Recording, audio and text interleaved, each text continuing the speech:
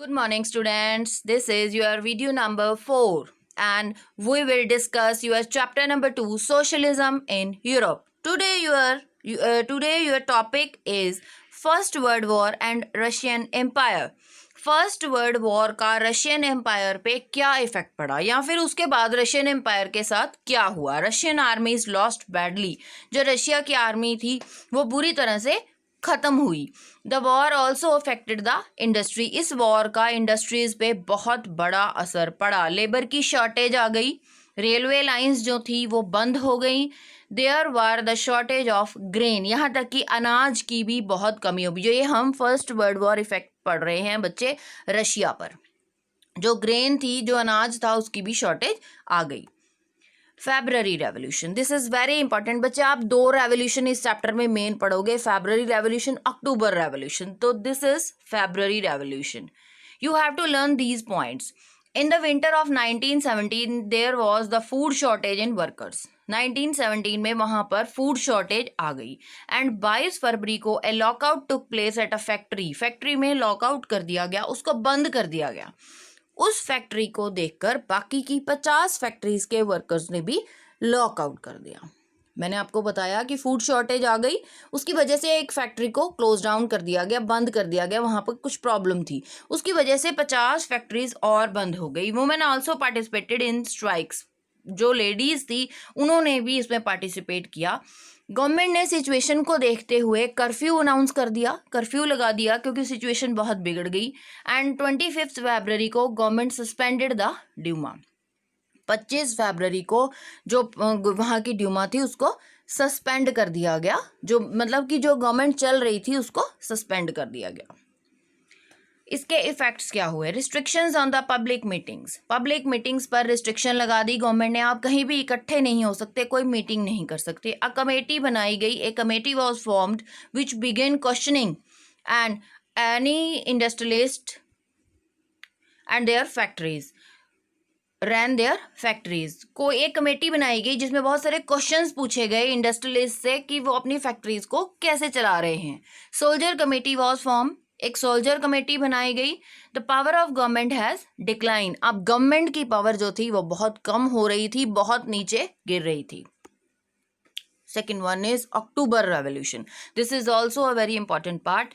It was revolution occurred in October 1917. 1917 अक्टूबर में एक revolution हुआ. It was led by Bolshevik party under the leadership of Lenin. ये दो नाम बड़े important है बच्चे, Bolshevik and Lenin. ये दोनों जो थे कम्युनलिज्म के फेवर में थे. In July, demonstrations by Bolshevik against the provisional government. Bolshevik के लीडरशिप में डेमोन्स्ट्रेशंस हुई. लोगों ने डेमोन्स्ट्रेशंस की किसके अगेंस्ट? जो गवर्नमेंट उस टाइम चल रही थी.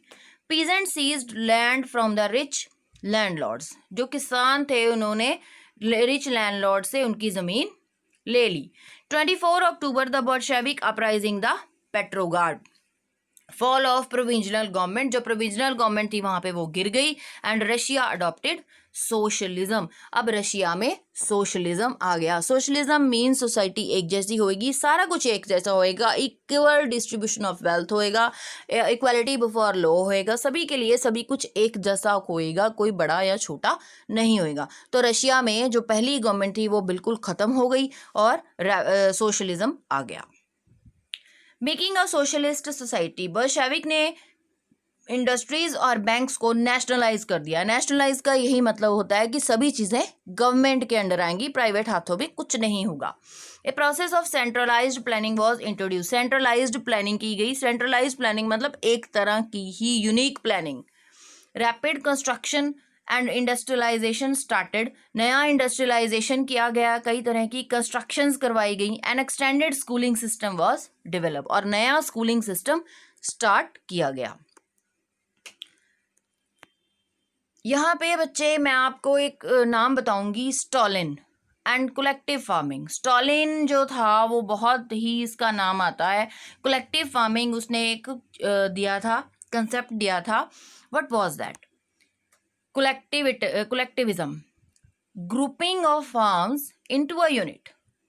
कहने का मतलब जो फार्म्स हैं, जो जमीन है, वो जो फार्मर्स हैं वो एक ग्रुप में काम करेंगे, कलेक्टिवली काम करेंगे, अकेले काम नहीं करेंगे। A farm whereby farmers in a particular area would combine their land together to form a single large unit। मतलब जो छोटे छोटे किसान हैं वो एक यूनिट के रूप में काम करेंगे, अपनी सारी जमीन को इकट्ठा करके इकट्ठे उस पे काम करेंगे। That is called collective farming. Collective farming. Stalin believed that rich farmers and traders stocked supply to create the shortage of grains। Stalin का जो विश्वास था कि जो अमीर किसान होते हैं वो सारा जो अनाज है उसकी सप्लाई पे को स्टॉक कर लेते हैं, अपने पास जमा कर लेते हैं और उसको बाद में हाई रेट्स पर बेचते हैं, जिससे शॉर्टेज आ जाती है। स्टॉक करने की वजह से शॉर्टेज आ जाती है। Those farmers who resisted collectivisation were punished. जो किसान कलेक्टिवाइजेशन नहीं करते उनको सजा मिलनी चाहिए, पनिशमेंट मिलनी चाहिए। Global influence. अब जो ये सारा रेवोल्यूशन या सारी चीज़ें हुई उनका सारी दुनिया पर क्या इफेक्ट पड़ा। 1950 it was recognised in the country, industries and agriculture had developed, the poor were being fed, the essential freedom to its citizen were being denied. जो ज़रूरी जो फ्रीडम्स हैं जो मिलनी चाहिए आज़ादी, वो इतनी लोगों को नहीं मिली। जो इंडस्ट्रियलिस्ट थी, इंडस्ट्रीज थी और एग्रीकल्चर थे वो ज़्यादा डेवलप तो हुए, पर जो गरीब बंदा था उसके लिए उसको कोई ख़ास फ़र्क नहीं पड़ा। ओके बच्चे, this is all about your chapter socialism in Europe and Russian revolution. Read your chapter thoroughly. If you are facing any problem then please talk to me. Okay, thank you.